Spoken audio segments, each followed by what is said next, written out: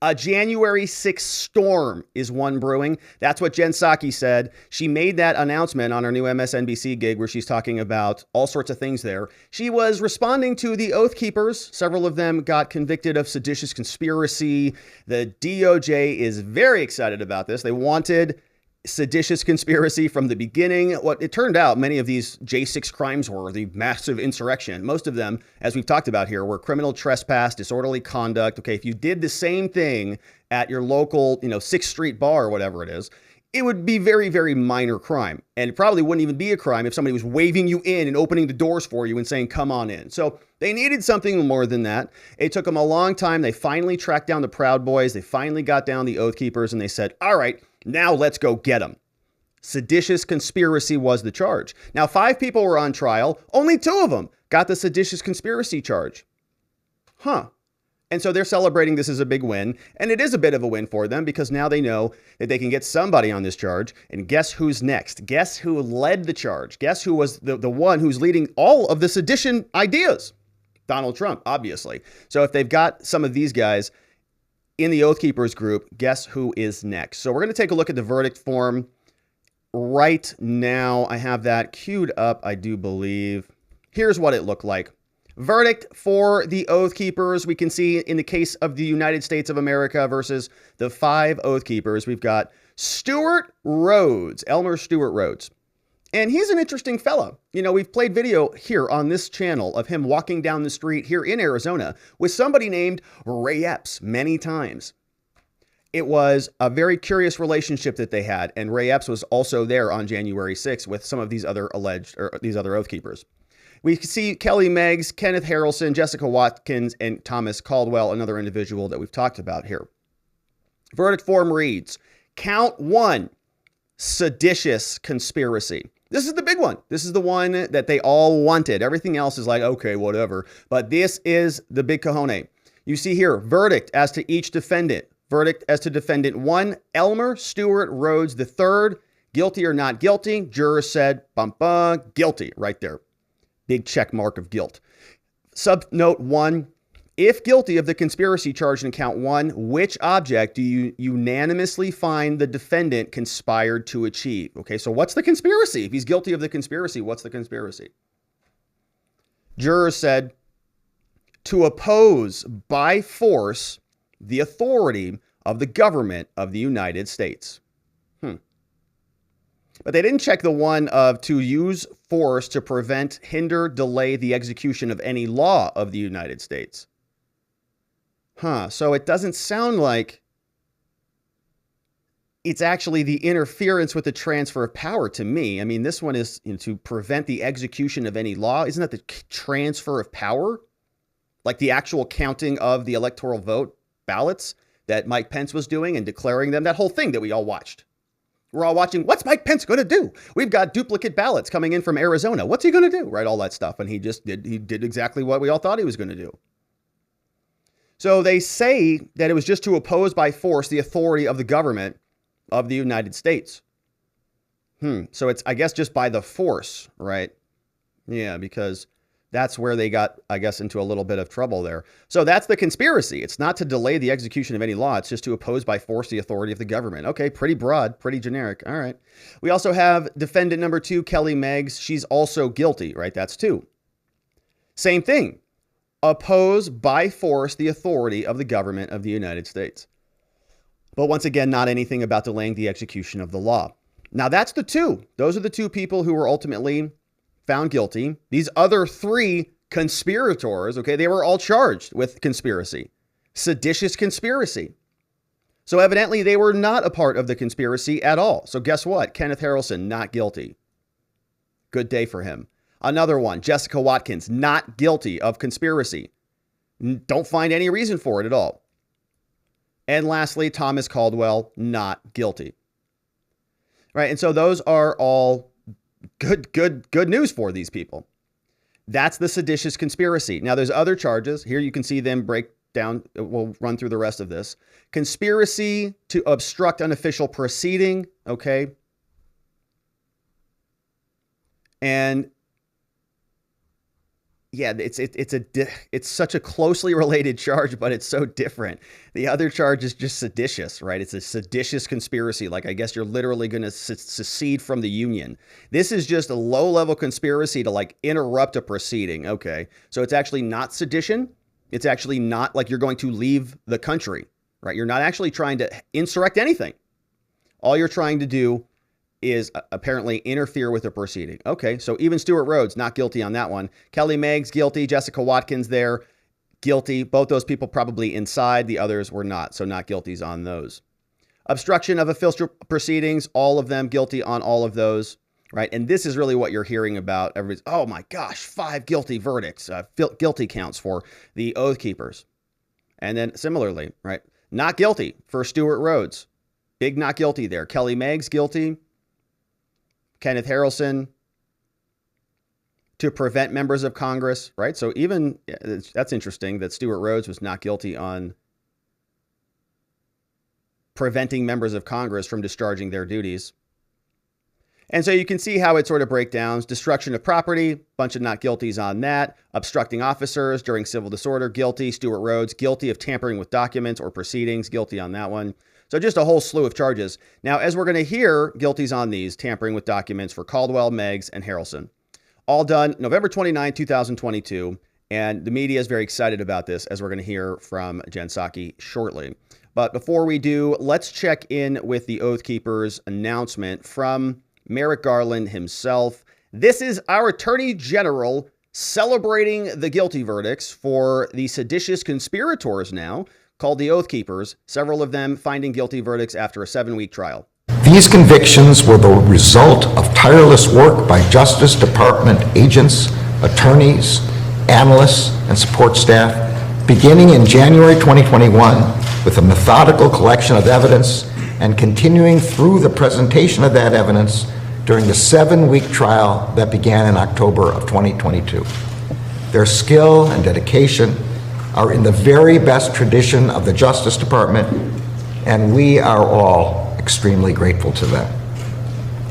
During the trial, the government's evidence showed that almost immediately following the November 2020 election, defendant Stuart Rhodes, the founder and leader of the Oath Keepers, began planning to oppose by force the peaceful transfer of power. Now, he, as we talked about, was seen walking around with Ray Epps during an Oath Keepers, I think, endorsed sort of funeral memorial proceeding here in Arizona. Several videos of that floating all over the place on the internet. Walking around with bagpipes singing, memorializing somebody, may whoever that be rest in peace.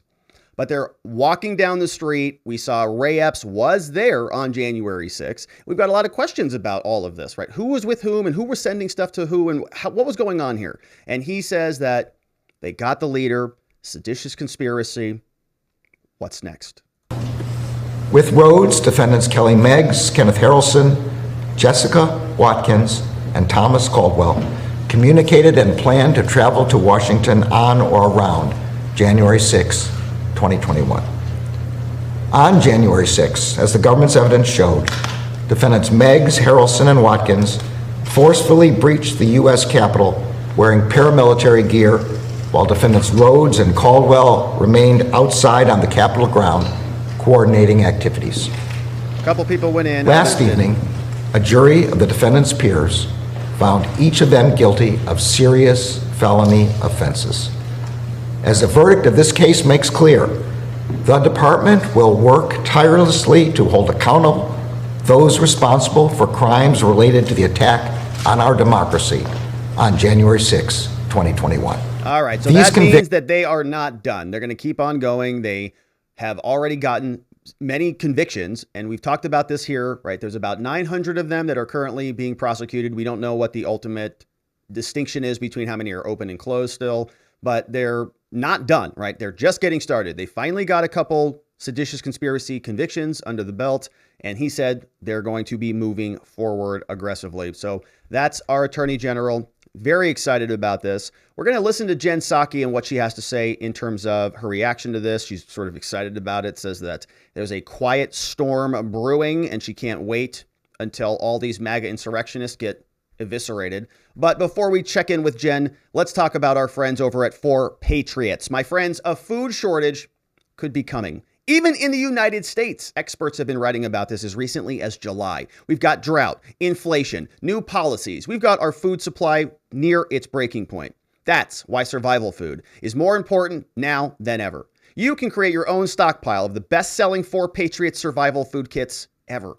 It's not ordinary food. We're talking about good for 25-year super survival food, hand-packed right in a family-owned facility in the United States. It gives jobs to over 200 Americans right here. The kits are compact, they're sturdy, they're water resistant, they stack easily. They've got different delicious breakfast, lunches, and dinners, and you can make these meals in less than 20 minutes. All you have to do, add boiling water, simmer, and serve. Even I can do it.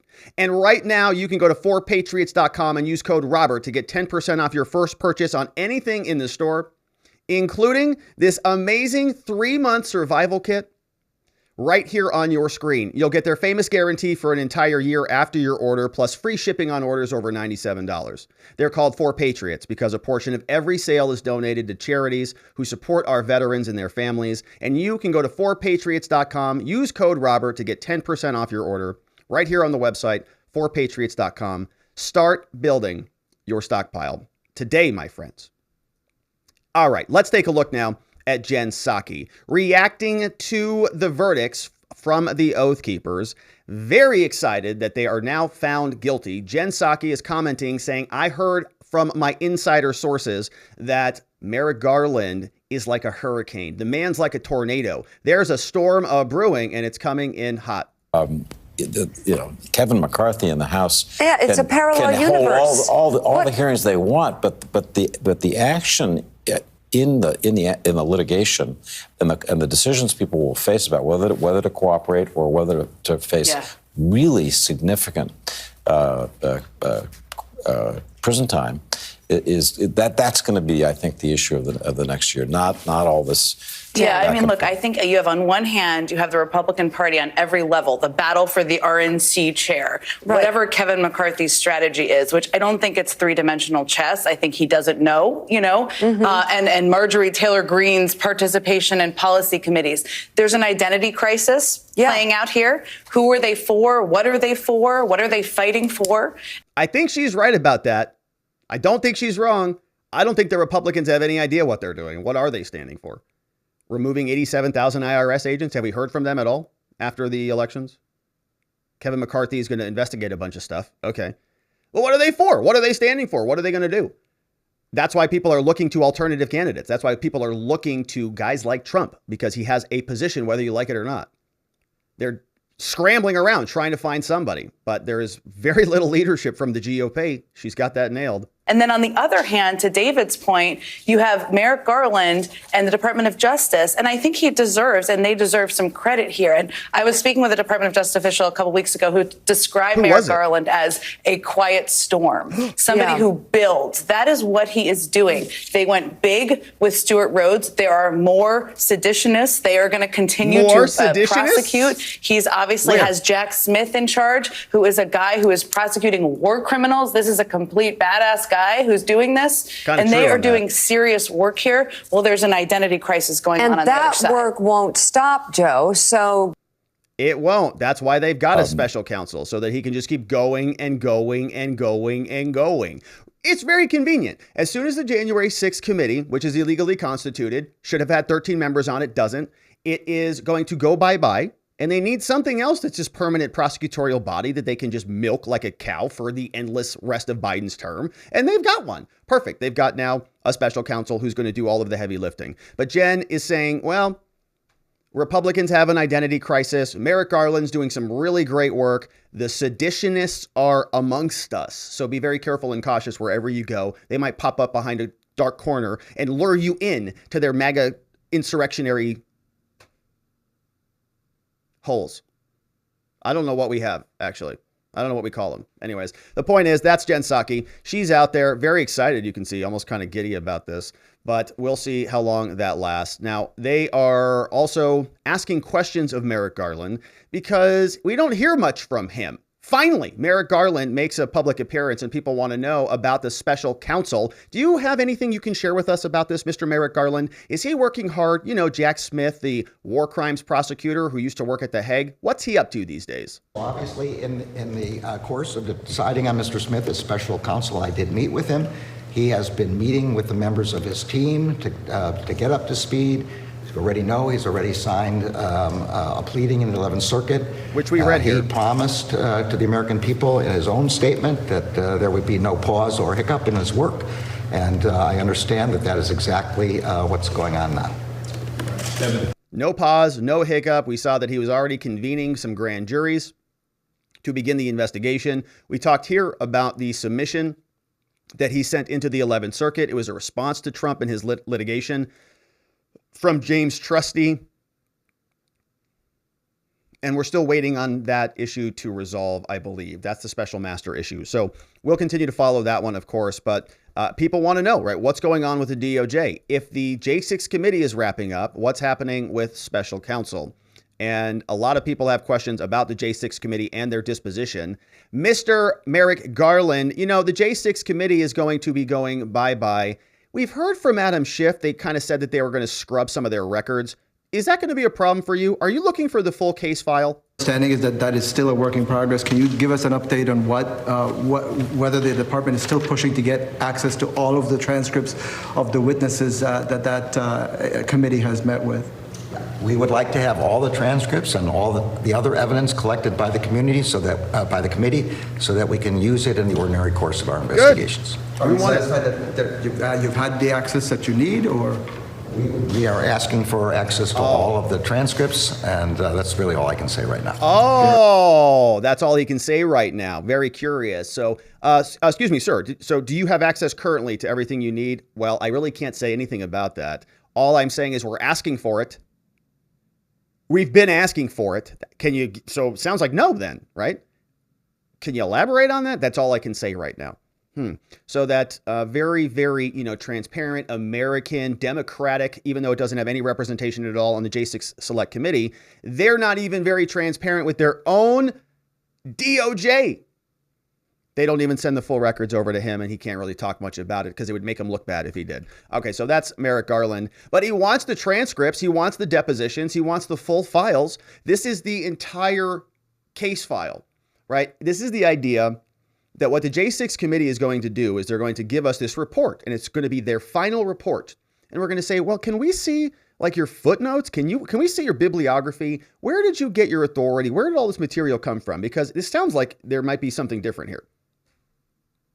And they say, well, you don't need to go look into our briefcase. You don't need to look into our sources because we've already shredded all of that. Because as we heard from Adam Schiff, they want to make sure that guys like Jim Jordan don't get their grubby little fingers on it and recraft it into their own narrative. So they'd rather just make sure that it is no longer available and just give you the final book report and say, this is all you need. This is gospel. We've done the research. What are you disagreeing with the science of our committee? What kind of a person are you? Cancel him, right? And that is obviously not something that we want. If this had been a legitimate committee, if there were actual Republicans who were appointed on it, if they had been following their own House resolution in order to create and manage this committee, then it would have been a different story. Actually, not even then, right? But the Republicans would have at least have been not afforded the opportunity to cry foul and say, we would like to have an opportunity to see the facts, to peer review your data and see whether or not we would come to the same conclusion. And so we're going to continue to battle over that. We'll see what ultimately happens. But Kevin McCarthy sent a letter over there to Fishing Benny Thompson, and he was asking for the response, the preservation of these documents. Chairman Thompson, writes House Leader Kevin McCarthy, in a letter dated November 30th, going to the Honorable Benny Thompson. He is the chairman of the Select Committee for the January 6th event. McCarthy says, Dear Chairman Thompson, the American people chose Republicans to lead the 111th Congress. I bet that sentence felt good. On January 3rd, barely, on January 3rd, 2023, he says, your work as chairman of the Select Committee to investigate the J6 attack on the Capitol will come to an end. I bet that felt good too. Feels good to read it. In fact, let's read it again.